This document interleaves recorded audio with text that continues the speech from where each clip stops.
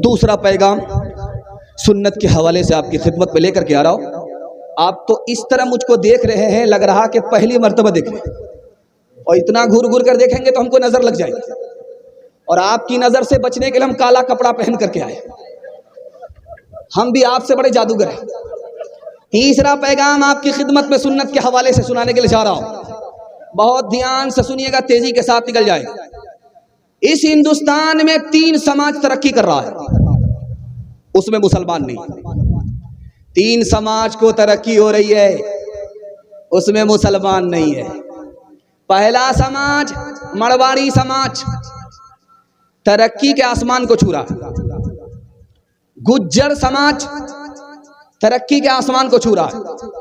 महता समाज तरक्की के आसमान को छू रहा है। जानते हैं क्यों? 2 वजह से मरवाड़ी समाज को तरक्की है, आसमान को छू रहा है। गुज्जर को तरक्की है, आसमान को छू रहा है। महता को तरक्की है, आसमान को छू रहा है। जानते हैं क्यों? 2 वजह से। जब मरवाड़ी के यहां झगड़ा होगा, वो अदालत में नहीं जाएगा, वो समाज में घर में बैठ करके हल कर लिया जाता। अदालत में इसलिए नहीं ले जाते कि पैसा अलग बर्बाद होगा, वक्त अलग बर्बाद होगा। पैसा तो वापिस आ जाएगा, लेकिन जो वक्त चला गया वो कभी वापिस नहीं आएगा।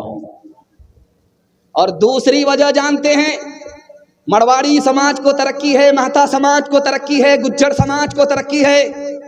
उसमें कोई भी अगर नीचे गया, सब लोग मिल करके उसको संभालते। उसमें 1 मर्तबा कोई नीचे जाएगा, 100 मर्तबा संभालेंगे, उसको अपने हाल पर नहीं छोड़ेंगे, उसकी मदद करते रहेंगे। इसलिए उनको तरक्की है, आसमान को छू रहे हैं।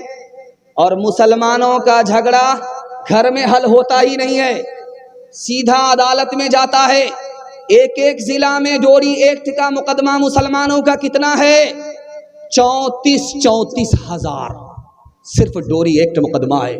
इस घर को आग लग गई घर के चराग से। मरवाड़ी समाज, महता समाज, गुज्जर समाज सबको लेकर के चल रहा है, सबकी मदद करके चल रहा है, सबको एक साथ तरक्की है। आप वकील से जाकर के डिस्ट्रिक्ट कोर्ट में पूछ लीजिए, मरवाड़ी समाज का मुकदमा आता है तो डायरेक्ट बोलेगा नहीं आता है, झगड़ा जरूर होता है, घर में बैठ करके वो हल कर लेते हैं, अदालत में लेकर के नहीं आते। और मुसलमानों का हाल ये है कि ये बगल में फूस वाला है, दूसरा मुसलमान पक्के का मकान बनाया, अब इस फूस वाले को खुजली शुरू होगी, इसको नींद आ ही नहीं रही, दूसरे के सुख से परेशान है। पहले खाता था नमक रोटी सोता था, जैसे ही दूसरे मुसलमान की बिल्डिंग को देखा इसकी नींद हराम हो गई।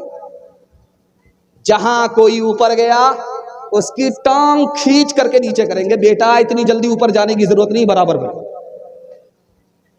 इसलिए मुसलमान पीछे, मरवाड़ी समाज आगे निकल गए, महता समाज आगे निकल गया, गुज्जर समाज आगे निकल गया। और इतना बड़ा मजमा है। एक बात मैं आपके सामने रखने के लिए जा रहा हूं, बहुत ध्यान से इसको सुनिएगा। डॉक्टर अंबेडकर साहब अगर मुसलमान हो जाते तो आधा हिंदुस्तान मुसलमान हो जाता। जानते हैं डॉक्टर साहब मुसलमान क्यों नहीं हुए? उन्होंने कहा कि मैं इसलिए मुसलमान नहीं हो रहा हूं, मुझे 80 में 100 में 80 मुसलमान शक्ल से मुसलमान ही नजर नहीं आ रहा है, इसलिए मुसलमान नहीं हुए। अगर हम शक्ल से मुसलमान होते, लिबास से मुसलमान होते, किरदार से मुसलमान होते, तो डॉक्टर साहब जैसे लोग ईमान से महरूम नहीं होते। आपको मैं चैलेंज दे रहा हूं, ये मीरगंज है, मीरगंज से आप सीधा पंजाब चले जाइए, पंजाब तक किसी सरदार को, सिख को आप भीख मांगते हुए नहीं दिखा सकते। दिखाइए यहां से लेकर के वहां तक। और आजकल क्या हो रहा है कि बूढ़ा आदमी है, उसको पट्टी बांध दिया है, बूढ़ा बाप को टेम्पू में बैठा दिया है, और ये जो माइक है ना, इससे बेहतर माइक लगा करके ऐलान करके भीख मांगता है। जवान बेटा बूढ़े बाप को भिखारी बना करके टेम्पू में इससे भी ज्यादा स्टैंडर्ड माइक से बस्ती बस्ती भीख मांगता है, बेशर्मी के साथ। इसी तरह जुमा का दिन था, हट्ठा कट्ठा उल्लू का पट्ठा, भीख का कटोरा लेकर के कहता अल्लाह के नाम पर दे दो, अल्लाह के नाम पर दे दो, अल्लाह के नाम पर दे दो। एक आदमी बोला कि भीख मांग रहे हो या फुटबॉल खेल रहे हो? शर्म नहीं आती? भीख सर झुका करके मांगते, तुम सर उठा करके भीख मांगते हो। उसने कहा कि बात ये नहीं है, बात ये है कि मेरा दादा नेशनल फकीर था और मेरा बाप इंटरनेशनल फकीर है, ये मेरा खानदानी पेशा है, इसलिए भीख मांगता हूं। भिखारी खड़ा था, भीख मांग रहा था, हाथ चमका चमका करके, सर उठा उठा करके भीख मांग रहा था। एक आदमी सर झुका करके भीख दे रहा है। उस आदमी को बड़ी हैरत हुई कि कितना शरीफ आदमी है, भीख भी दे रहा है और सर भी झुका रहा है। एक बेशरम मैं हूं, सर भी उठा रहा हूं, हाथ भी उठा रहा हूं। उस आदमी ने कहा कि मेरे भाई साहब, तुम तो शरीफ आदमी हो, तुम भीख देने वाले हो, भीख लेने वाले नहीं हो, सर झुका करके भीख क्यों दे रहे हो? उसने कितनी प्यारी बात कही है, अल्लाह ऐसी अज़मत हम सबके दिल में दाखिल फरमाए। उसने कहा यार तुम तो भीख का कटोरा लेकर के अभी खड़े हुए हो, अल्लाह ने तुम्हारे वास्ते मेरी जेब में कल ही पैसा दे दिया। मेरा रास्ता रंगपुरा की तरफ निकल रहा था, मुझको बीरगंज की तरफ भेज दिया। असल तो मैंने उसका दिया हुआ पैसा दिया है, काम तो उसने बनाया, मुफ्त में मेरा नाम हो रहा था, इसलिए मैंने सर उठा करके भीख नहीं दिया, सर झुका करके भीख दिया है। शर्म न हमको आ सकी देख अपने आमाल, शर्म न हमको आ सकी देख अपने आमाल।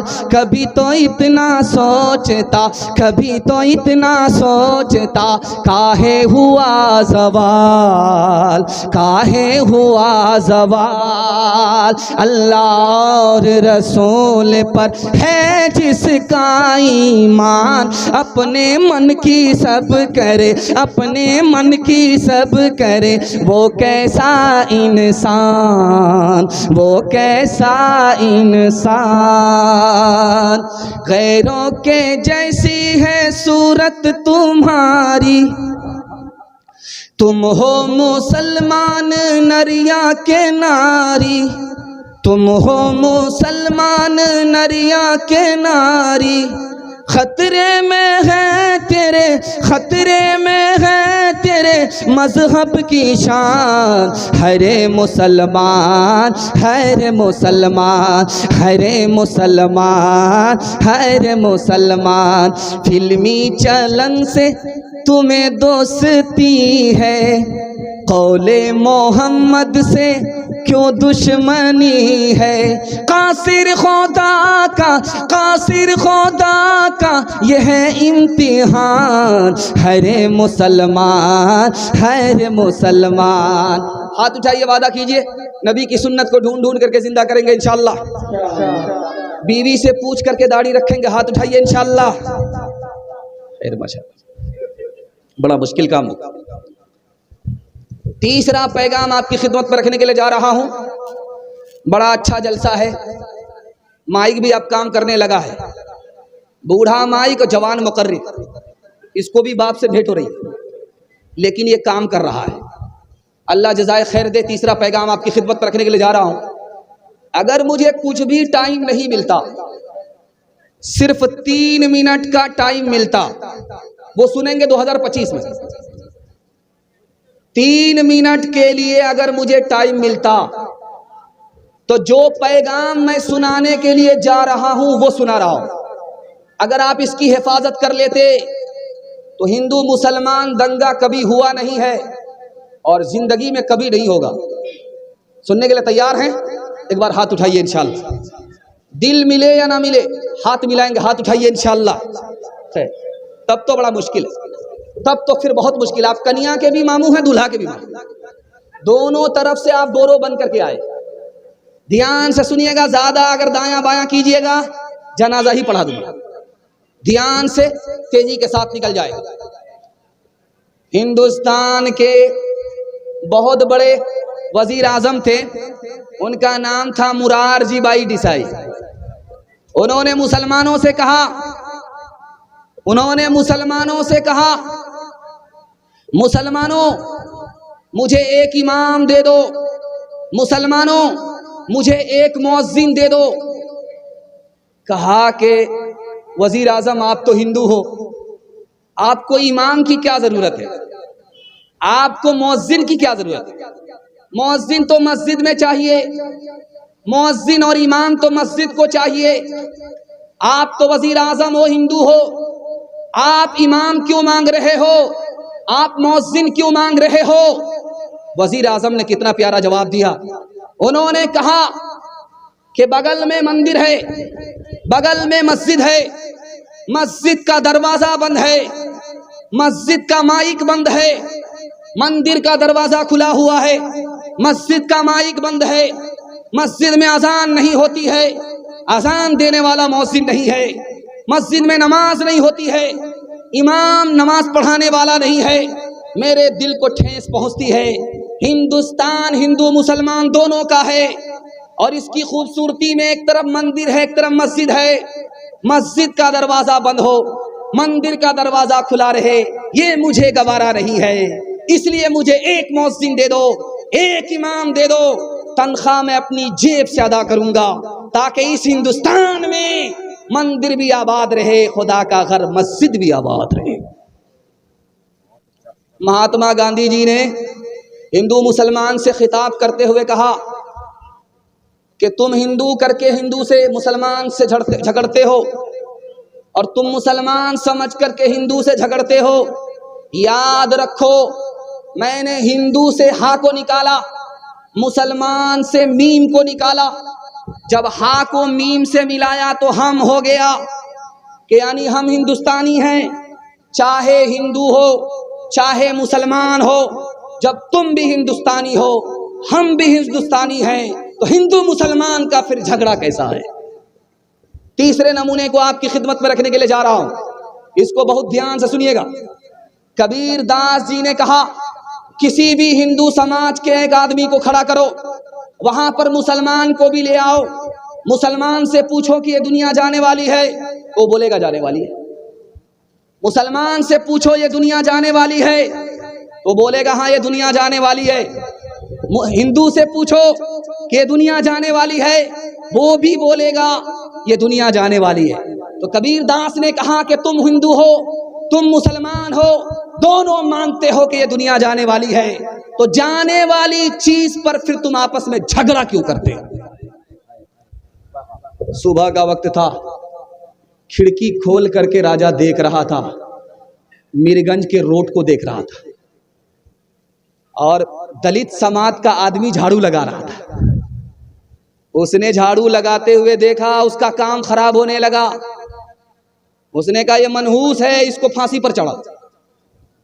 जब वो फांसी पर चढ़ने लगा तो उसने कहा कि भाई मुझको फांसी क्यों दे रहे हो? कहा तुम मनहूस हो इसलिए तुमको फांसी पर चढ़ाया जा रहा है। तुमको बादशाह ने देखा, बादशाह का काम बिगड़ने लगा, इसलिए तुमको फांसी पर चढ़ाया जा रहा है। उसने कहा बादशाह से मुलाकात करा दो, मेरी आखिरी ख्वाहिश है, उसके बाद फांसी पर चढ़ा दे। बादशाह के पास लाया गया तो उस गरीब ने बादशाह से पूछा कि मुझको फांसी पर क्यों चढ़ा रहे हो? तो बादशाह ने कहा तुम मनहूस आदमी, इसलिए तुमको फांसी पर चढ़ा रहे। कहा हम मनहूस क्यों हैं? कहा तुम्हारा चेहरा मैंने देखा, मेरा काम बिगड़ने लगा। कहा हुजूर माफ कीजिएगा, मुझसे बड़े मनहूस तो आप हैं। तो बादशाह ने कहा वो कैसे? कहा हुजूर आपने मेरा चेहरा देखा, आपकी जान तो बची हुई है, आपका जहान गया, लेकिन मैंने आपका चेहरा देखा, मेरी तो जान जा रही है। अब फैसला कीजिए कि मनहूस कौन है।